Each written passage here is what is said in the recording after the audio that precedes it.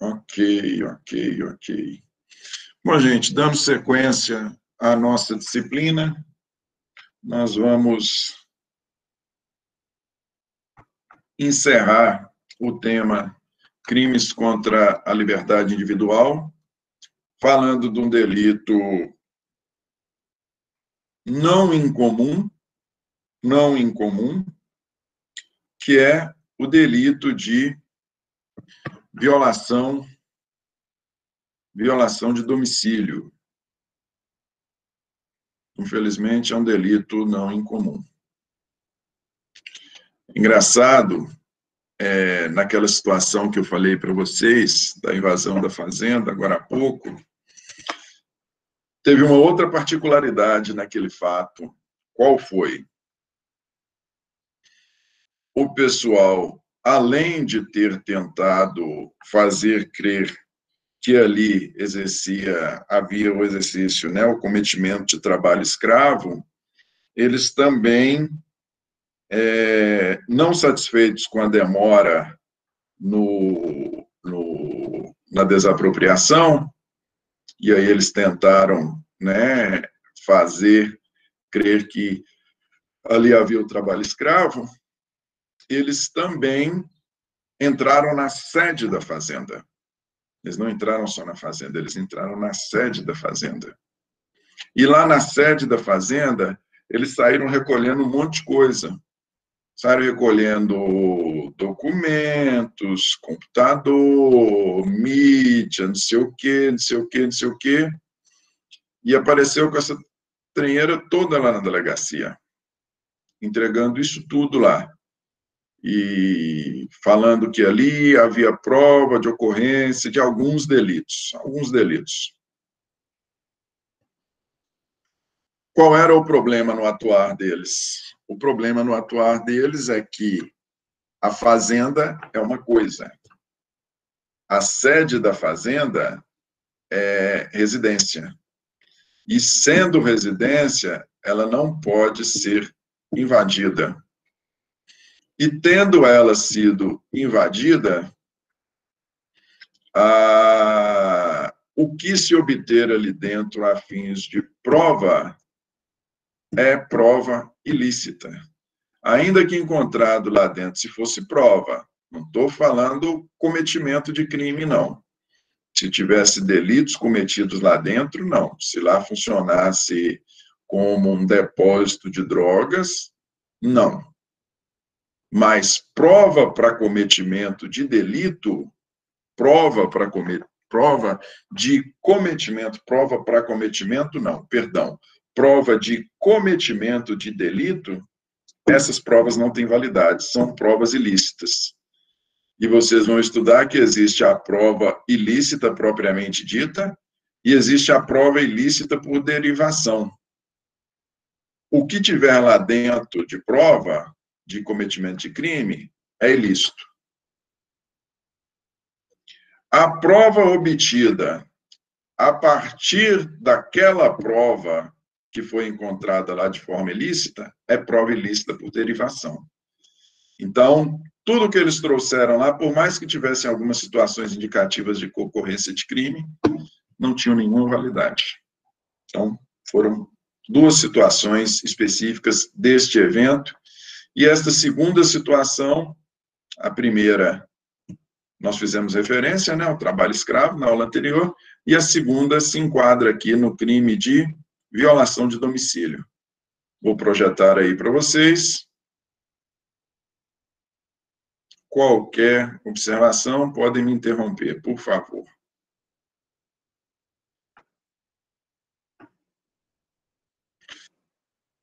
Delito de violação de domicílio, gente. Artigo 150.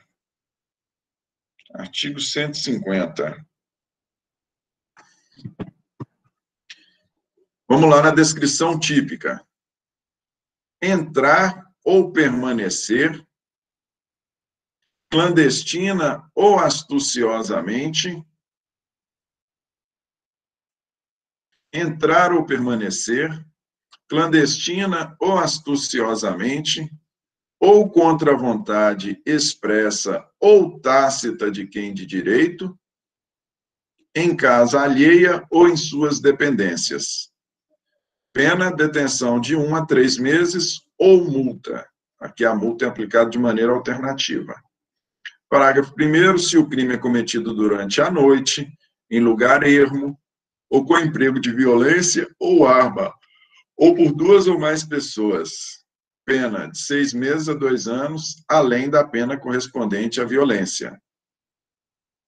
Parágrafo 3º, não constitui crime a entrada ou permanência na casa alheia ou em suas dependências. 1. Durante o dia, com observância das formalidades legais para efetuar prisão ou outra diligência. 2. A qualquer hora do dia ou da noite, quando o crime está sendo ali praticado ou na iminência de ser.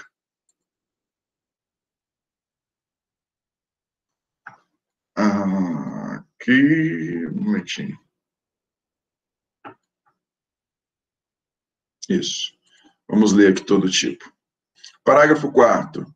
A expressão casa compreende: 1. Qualquer compartimento habitado. 2. Aposento de ocupação coletiva. 3. Compartimento não aberto ao público, onde alguém exerce a profissão ou atividade. Parágrafo 5º. Não se compreende na expressão casa: 1. Hospedaria, estalagem ou qualquer outra habitação coletiva, enquanto aberta, salvo a restrição do número 2 do parágrafo anterior. 3. 2. Taverna, casa de jogo ou outras do mesmo gênero. Vamos por partes, gente. Vamos por partes. Olha lá, como é que está a descrição típica do delito? Entrar ou permanecer clandestino ou astuciosamente. Entrar, tranquilo, você está fora da residência e nela entra, e para ela, nela você entra na residência. Permanecer é quando você já está, quando o autor já está dentro da residência e se nega a sair. Seja a entrada, seja a permanência, ela se dá de forma clandestina. O que quer isso dizer? Ela se dá de maneira... a clandestinidade aqui, ela se dá de maneira oculta, sem ser percebida, é aquela entrada na residência sem ser percebida, astuciosamente. A entrada clandestina é a entrada às escondidas, né? Astuciosamente é aquela entrada mediante fraude, aquela entrada ou permanência mediante fraude. Suponhamos que aquele que entra ou permanece no ambiente está ali se passando por um fiscal da vigilância sanitária, está indo lá conferir, fiscalizar a dengue na residência, está mediante fraude, de maneira astuciosa, clandestinamente contra a vontade, astuciosamente de maneira fraudulenta, ou contra a vontade expressa ou tácita de quem de direito. Quem é de direito? Quem reside na residência, ou quem se encontra ali, eventualmente, na qualidade de vigia. Vontade expressa, na vontade expressa, nós temos uma manifestação expressa de discordância da pessoa para que o autor entre na residência. A vontade tácita, ser contra a vontade tácita, você não tem uma manifestação verbal, você não tem uma manifestação, mas pelo comportamento de quem de direito, mais uma vez, do morador, ou mesmo de quem ali exerce uma função de segurança, por exemplo, ou quem ali está lá dentro a convite do morador, pelo comportamento se percebe que ele está discordando da entrada ou permanência. Beleza? Tanto na casa ou mesmo em suas dependências, tanto na casa propriamente dita, no imóvel propriamente dito, como também nas dependências. Nós temos a residência, né, e nós temos ali dentro, nós podemos ter o imóvel, você tem o lote, você tem o quintal, você tem a garagem, a entrada ou permanência. Vocês vejam que a pena é baixinha, pena de 1 a 3 meses, ou multa. Correto? A pena é baixa. Sujeito, antes de mais nada, é importante dizer que o delito de violação de domicílio, cuja descrição típica é essa que nós já fizemos referência, o domicílio, antes de mais nada, ele apresenta uma proteção constitucional. Proteção constitucional essa que é feita referência, os moldes em que é protegido, nos moldes em que é protegido, é feito referência lá no próprio artigo 150. Como consta lá desta proteção constitucional? Está lá no artigo 5º, Direitos e Garantias Fundamentais, inciso 11. A casa é o asilo inviolável do indivíduo, ninguém nela podendo penetrar sem o consentimento do morador. Nós estamos falando de crimes contra a liberdade individual, eu tenho a liberdade de autorizar quem quer autorizar ou não autorizar quem quer que seja a entrar na minha residência, salvo em caso de flagrante delito, desastre, ou para prestar socorro, ou durante o dia, por determinação judicial. Então, nós temos a proteção constitucional da residência, da casa, correto? Nessa mesma proteção constitucional, como nós sabemos que não existem direitos absolutos, essa mesma proteção, ela se excepciona. A casa, ela tem a proteção constitucional e essa proteção é excepcionada. É excepcionada quando? Quando no interior da residência está sendo cometido um delito, se estivermos diante de uma situação de desastre, para prestação de socorro ou por determinação judicial de qualquer outra natureza. E a ela nós vamos fazer referência aqui agora, quando dermos sequência ao estudo do 150, do artigo 150. Correto? Olha lá, gente.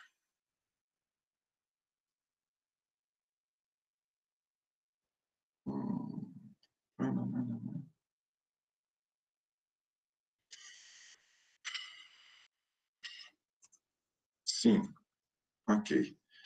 Vamos falar aqui. E o que se entende por casa? Vocês viram que na descrição típica lá, e nós já voltamos para a forma qualificada e excludente de licitude. Forma qualificada está no parágrafo 1º, excludentes de licitude estão no parágrafo 3º. Mas voltemos, vamos direto aqui para os parágrafos 4º e 5º, para vermos o que o legislador entende como sendo ou como não sendo casa, para fins de configuração do delito. Mais uma vez, a descrição típica fala em casa alheia ou suas dependências, correto? O que o legislador entende como sendo casa?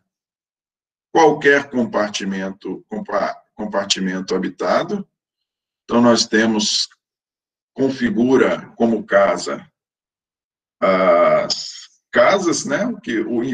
A categoria de imóvel que nós conhecemos como casa mesmo, uma residência feita em um lote, como também é compartimento habitado os apartamentos, kitnet, todos estão compreendidos no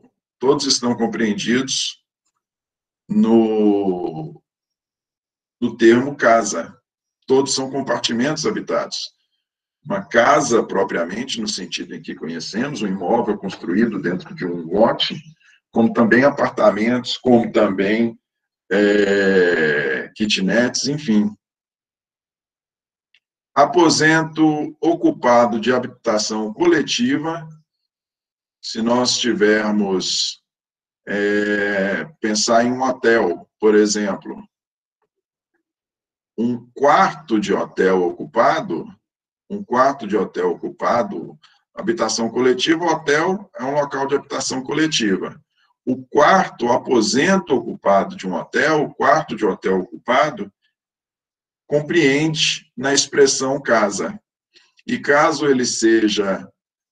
alguém entre ou nele permaneça sem a concordância de quem se encontra na casa, que se encontra naquele aposento, naquele momento, você tem o cliente, o hóspede, com a discordância do hóspede, se ali entra ou permanece alguma pessoa, essa pessoa comete o crime de violação de domicílio.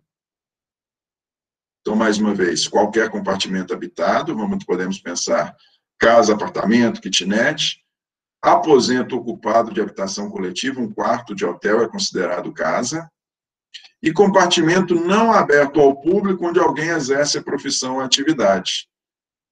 Se você tem um escritório, e esse escritório é um escritório não aberto ao público,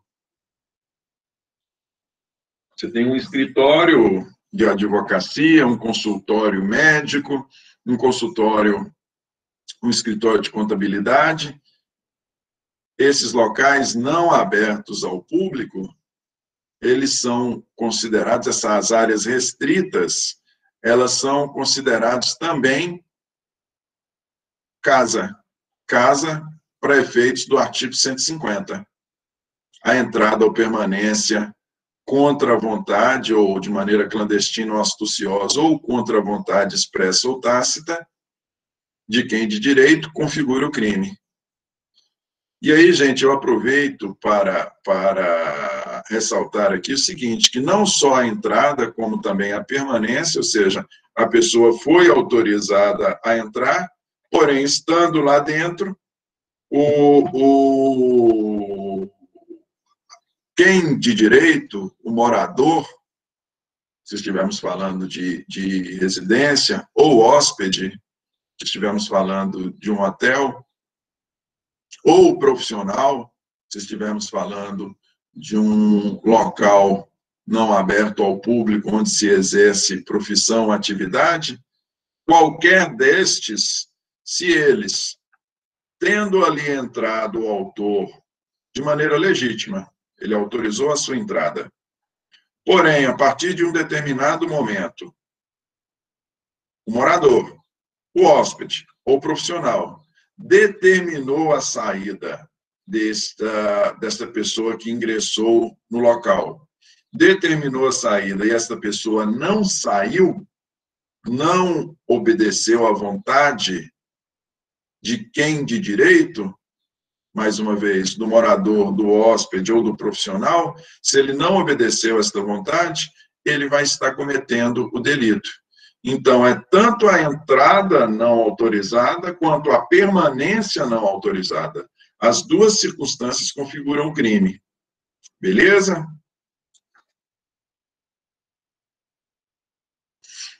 E do mesmo jeito que o parágrafo 5º, parágrafo 4º, ele nos explica o que vem a ser casa, do mesmo jeito que o parágrafo 4º nos explica o que vem a ser casa, o parágrafo 5º, ele nos indica o que não se compreende na expressão casa. O que não se compreende? O que o legislador entende não ser casa? Não configurar casa para efeitos do artigo 150. Hospedaria, estalagem ou qualquer habitação coletiva, enquanto aberta, salvo a restrição do número 2 do parágrafo anterior, ou seja, se nós estivermos falando de um motel ou de uma habitação coletiva de qualquer natureza, enquanto ela estiver aberta, seja nas suas áreas comuns, restaurante, eventual playground, essas áreas comuns, elas não são consideradas casa para efeito legal. A única ressalva que é feita no inciso 1 do parágrafo 5º é a restrição prevista lá no inciso 2 do parágrafo anterior. O que quer isso dizer? Se nós estivermos falando de uma habitação coletiva, o aposento ocupado, o hotel, o quarto ocupado ou o apartamento ocupado de um hotel, ele é considerado casa para efeitos legais. As partes comuns deste hotel, ou mesmo um aposento não habitado, um aposento não ocupado, estas áreas não são consideradas casa para efeito legal. Caso alguém nelas entre contra o consentimento de quem de direito, eles não cometem crime de violação de domicílio. Pode cometer um outro delito. Pode cometer um outro delito a depender de como se dá este cometimento. Como se dá essa entrada ou permanência, né? Ele pode cometer um outro delito, mas delito de violação de domicílio, não. Correto? Também não se compreende no termo casa, taverna, casa de jogos ou outras do mesmo gênero. Se a gente estiver pensando aí nessas casas de jogos, se a gente estiver pensando em pontos comerciais, se a gente estiver pensando em bares, se a gente estiver pensando nesses locais, eles não compreendem, eles não se inserem no conceito casa. Beleza?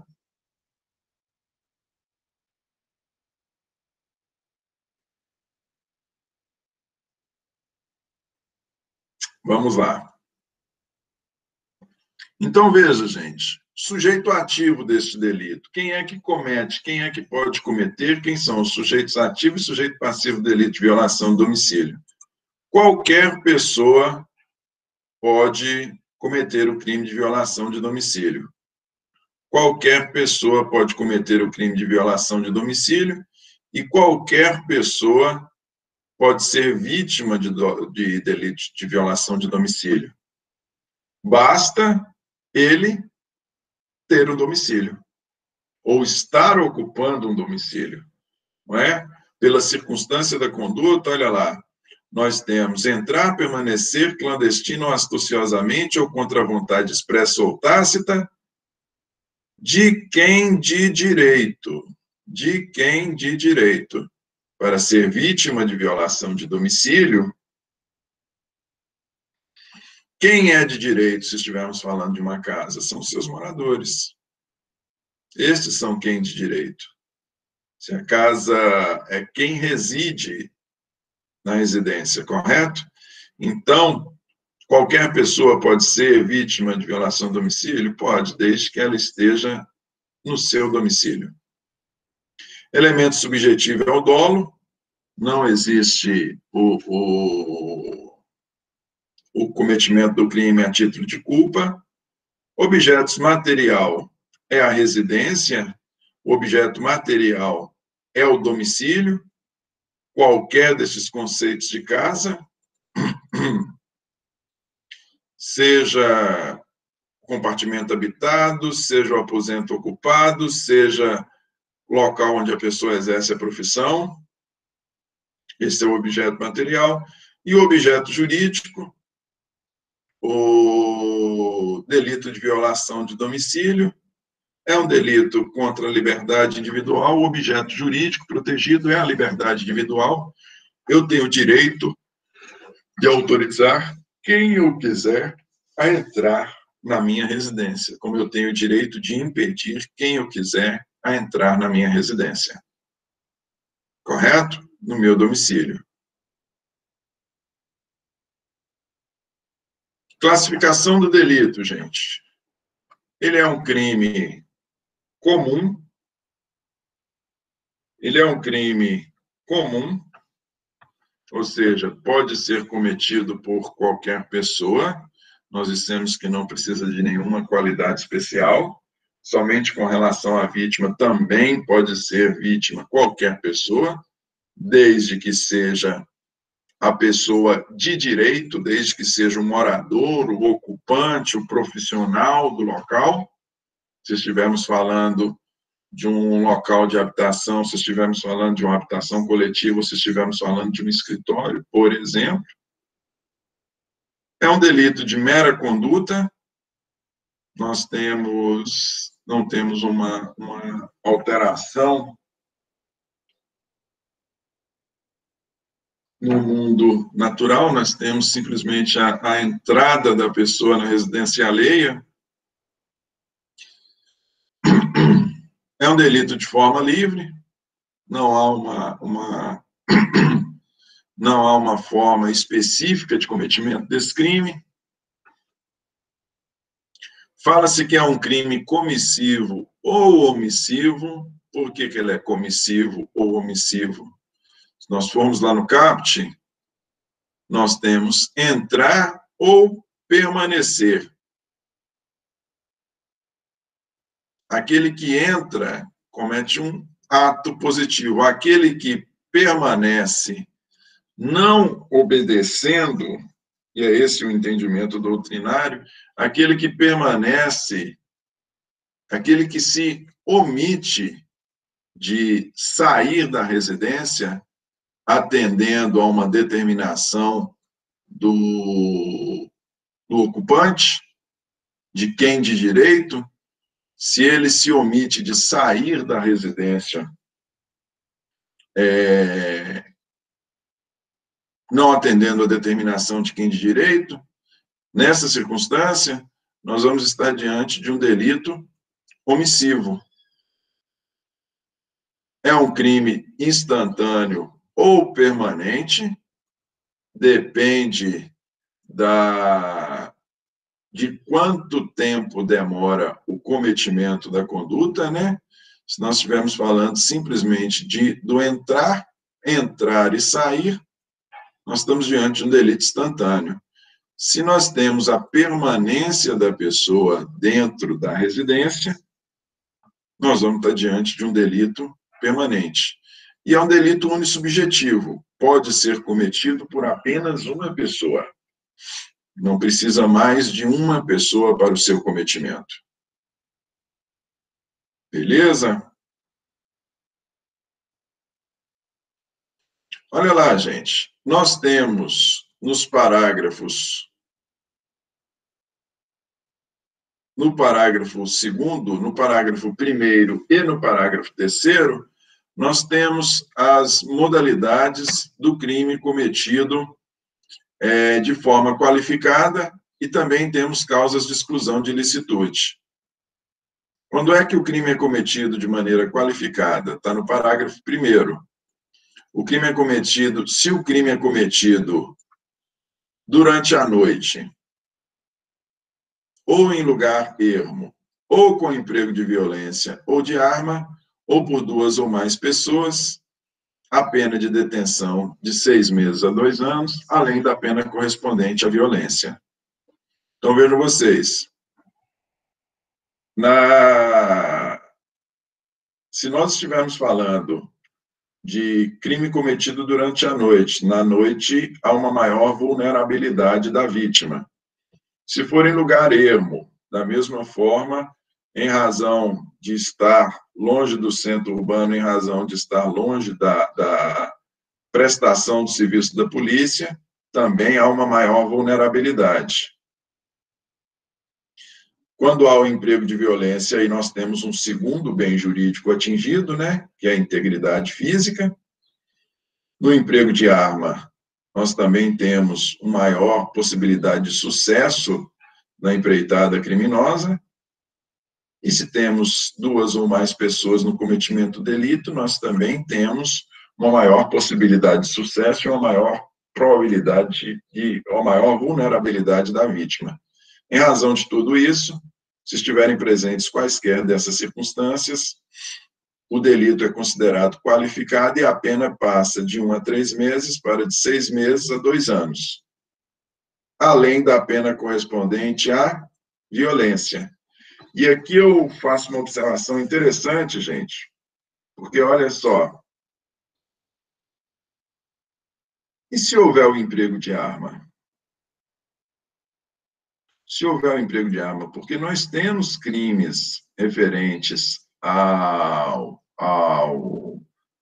porte ou à posse de arma de fogo sem autorização legal. Vocês vejam que a circunstância de nós termos a observação aqui, especificamente no que diz respeito ao emprego de violência, ou seja, se houver violência, se para o cometimento da violação de domicílio, houve agressão, nós vamos procurar saber se essa agressão, se a lesão foi leve, grave ou gravíssima. A pessoa, aquele que efetuou o crime de violação de domicílio, também será responsabilizado por lesão corporal leve, grave ou gravíssima. O parágrafo 1º, porém, não faz nenhuma menção com relação à arma. E se para violação de domicílio for utilizada a arma de fogo? Nós vamos entender que a arma foi apenas um meio para cometimento do delito? Se nós entendemos que a arma foi um meio para cometimento do delito, e o parágrafo 1º não fez nenhuma ressalva com relação à utilização da arma, com relação à pena pela utilização da arma, nós não temos os crimes do Estatuto de Desarmamento. O Estatuto de Desarmamento, ele traz crimes referentes a porte de arma de fogo, de maneira não autorizada, e ele também traz crimes referentes à posse de arma de fogo, de maneira não autorizada. Existem esses delitos. Pois bem, olhem só, pensem na diferença. Se o meio utilizado para violação do domicílio foi violência, o próprio parágrafo 1º do 150 faz a ressalva. Se teve violência, o autor da violação de domicílio também vai responder por lesão corporal. Ok? Ok. Mas ele também fala de emprego de arma de fogo. E se foi utilizado a arma de fogo? O autor vai responder por violação do domicílio e pelos crimes do Estatuto de Desarmamento? A gente pode concluir que não. A gente pode concluir que não, por quê? Porque se assim fosse para proceder, o parágrafo 1º também tinha feito a ressalva com relação à arma de fogo. E ele não fez essa ressalva, ele fez a ressalva somente com relação à violência. Beleza?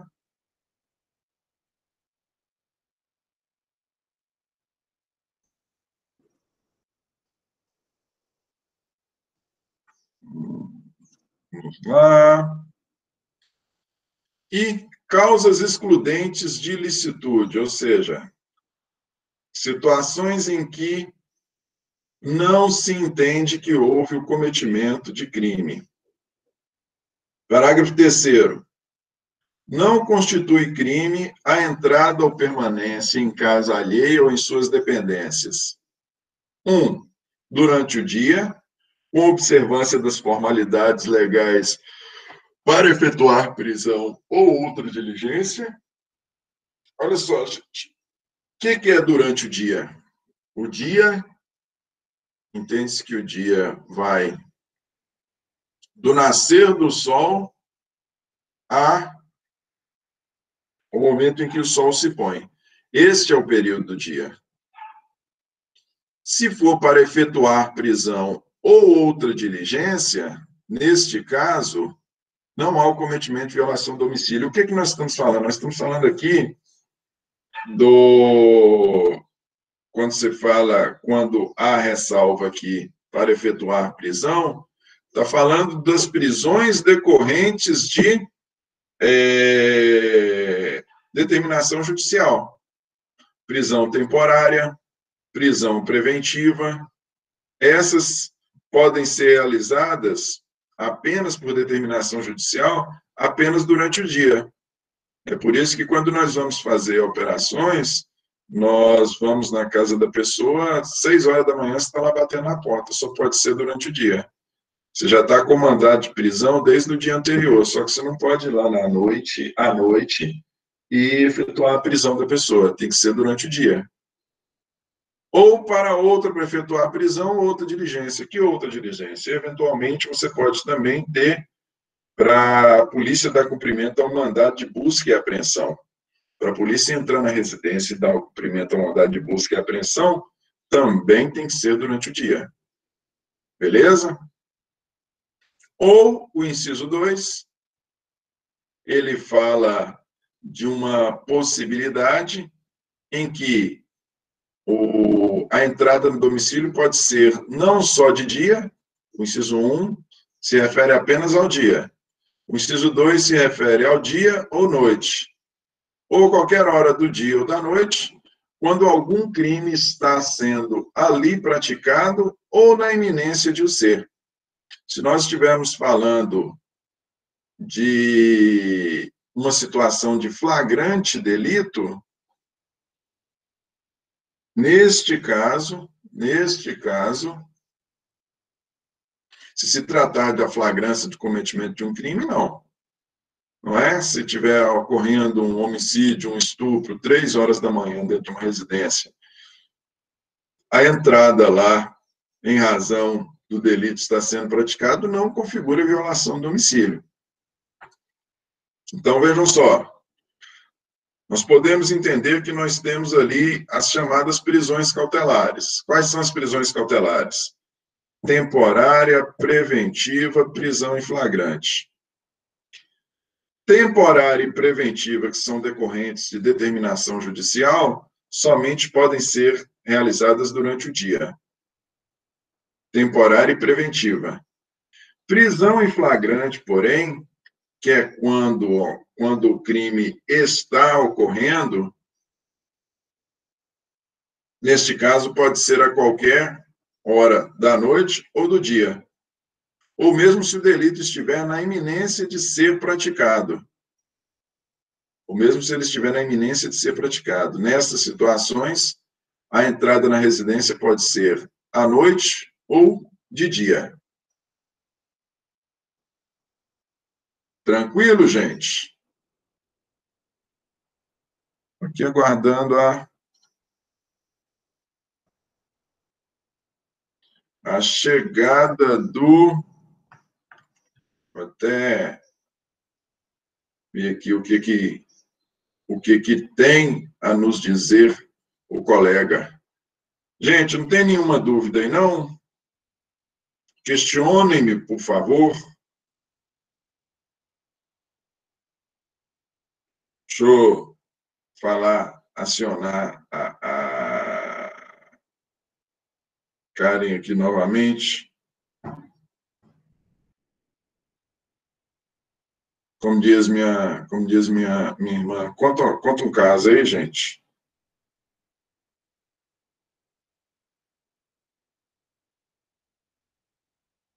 Coisa boa.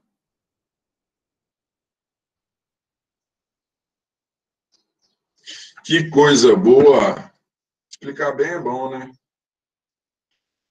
Vocês viram que saiu um edital lá, falando aí, ó. Vou até passar para vocês. Eu recebi, saiu um edital de seleção para estagiário do MPF. Vocês viram? E eu recebi, quer ver? Vou até mandar para a líder aí. A líder repassa para vocês. Eu recebi de um colega. De repente pode interessar a vocês. Estágio é sempre bom, né? A gente sempre aprende com estágio.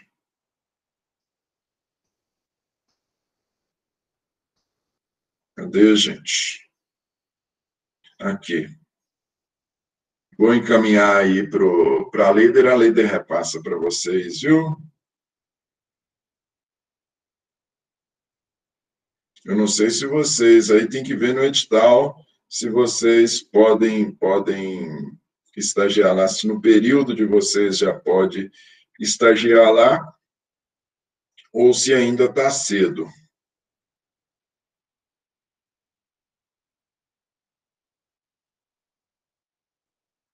Encaminhei para líder.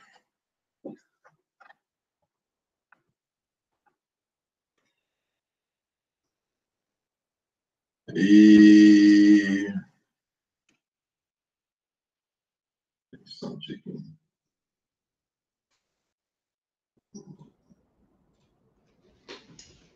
Professor Pedro, bom dia, tudo bom? Tudo jóia, amigo? Tudo bem, pessoal? Bom dia. Desculpa interromper a aula, eu estou entrando a pedido da professora Karen, da avaliação institucional, Pedro. Ela não Sim, pôde entrar e pediu que eu entrasse, acho que ela tinha conversado com você, né? sim, sim. Então, eu só queria interromper rapidinho aqui, poucos minutos. Pode ficar à vontade. Pessoal, bom dia. Tudo bem com vocês? Tudo tranquilo?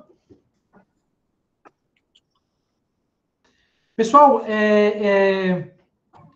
como eu disse anteriormente, né, eu entro a pedido da professora Karen, que é a responsável pela nossa avaliação institucional. E nós estamos agora no prazo final de realização da avaliação.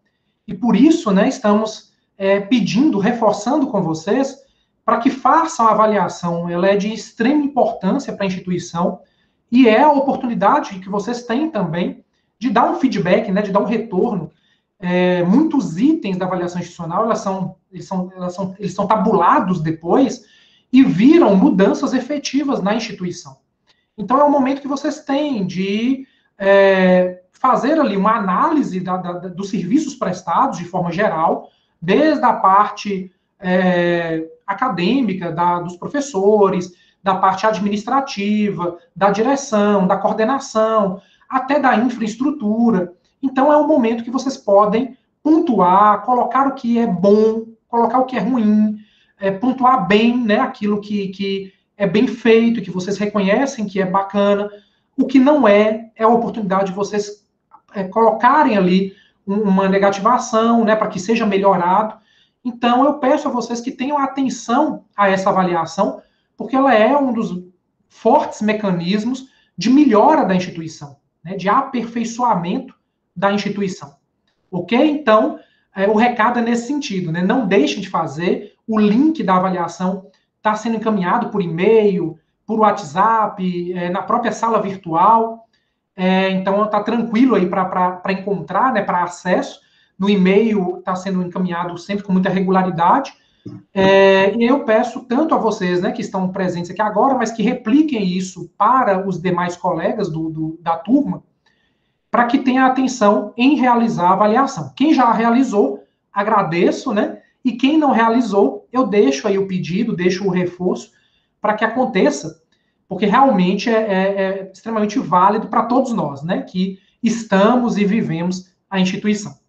Ok? Então, basicamente, o pedido é nesse sentido. Certinho? Professor Pedro, obrigado pela parte, e desculpa interromper sua aula. É isso, de forma nenhuma. Eu que agradeço. Então, aí as informações para vocês, alunos, façam a avaliação aí conforme indicado pelo colega. Isso aí, Muito gente. obrigado. Obrigado, gente. Bom término aí da aula e bom final de semana e feriado, né? Tem um feriado aí na segunda-feira. Até mais, viu, gente? Obrigado. Até mais. Abraço. Até mais. Pois bem, gente, olhem só. Com o delito de violação de domicílio, aqui nós encerramos os crimes contra a liberdade individual. Aqui nós encerramos os crimes contra a liberdade individual. A partir da próxima aula, nós vamos fazer referência aos crimes contra violação de correspondência, depois crimes de violação de segredo, e aí nós vamos chegar em crimes interessantes mesmo, interessantes para fins de estudo, que são crime de furto, crime de roubo, que são crimes que, infelizmente, né, alguns de nós já foi vítima, ou sabe de alguém que foi vítima, e aí a gente dá sequência à nossa matéria. Eu não vou entrar hoje em crimes contra a violação de correspondência, até mesmo porque eles se assemelham, e por se assemelhar é interessante nós vermos todos juntos, que aí há uma abordagem única. Beleza, gente? Tudo tranquilo? Então, infelizmente, novamente, nós não vamos ter aula na segunda-feira, né, em razão aí do feriado. Vamos seguir com a nossa aula na sexta próxima, dar sequência à nossa matéria. Eu ainda estou pensando, de repente, uma forma de elaborar um trabalho para os delitos de menor importância, para a gente andar com a matéria, entendeu? Nós temos delitos igual, nós vamos ter aí delito de furto, de roubo, estelionato, que são crimes comuns, de comum cometimento, e crimes importantes, são delitos que a gente tem que ver. Então, de repente, pode ser que delitos de menor importância a gente veja em forma de trabalho. Eu ainda estou elaborando para ver como que vai ser isso. Tranquilo? Para a gente priorizar aquilo realmente que mais importa. O ideal seria que realmente víssemos tudo, mas eu creio que, em razão deste monte de feriado, em razão do semestre ser um semestre mais curto, não vai ser possível. Tá bom? Um abraço, gente. Bom final de semana. Até sexta próxima.